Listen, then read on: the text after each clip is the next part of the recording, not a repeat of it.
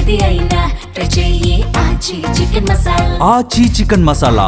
వరుణ యాగం పేరుతో డ్రామా చేస్తున్నారన్నారు బీఆర్ఎస్ ఎమ్మెల్సీ దాసోజు శ్రవణ్. కన్నెపల్లి నుంచి నీటినెత్తకుండా రైతులకు ద్రోహం చేస్తున్నారని విమర్శించారు. అయితే బీఆర్ఎస్ నేతలు యాగాన్ని రాజకీయం చేయడం సిగ్గుచేటని కౌంటర్ ఇచ్చారు ప్రభుత్వ విప్ ఆది శ్రీనివాస్.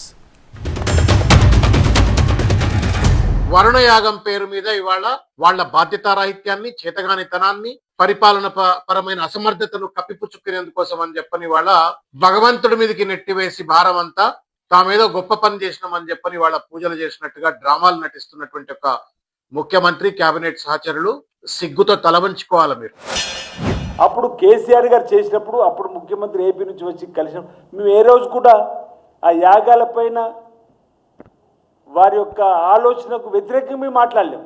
ఈ విధంగా ఎందుకు మీరు దిగజారి మాట్లాడుతున్న చెప్పి జగదీష్ రెడ్డి కానీ బీఆర్ఎస్ నాయకులు గమనించాలి. అంటే మీ హయాంలో కూడా కార్యక్రమాలు నిర్వహించిండ్రే. ఎన్ని కార్యక్రమాలు నిర్వహించినప్పుడు ఏ రోజు మేము ఆ యాగాల గురించి కానీ ఆ పూజా కార్యక్రమాల గురించి కానీ ఏ రోజు కూడా మేము మీకు వ్యతిరేకంగా మాట్లాడలేము.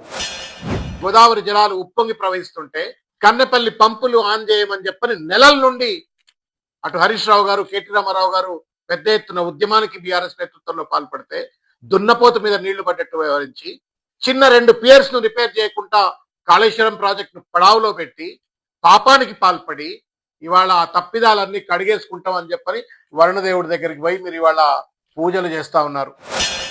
కాళేశ్వర కట్టుకొని నొక్కండి, కాళేశ్వర కట్టుకొని నొక్కండి, నీటి నింపండి అని.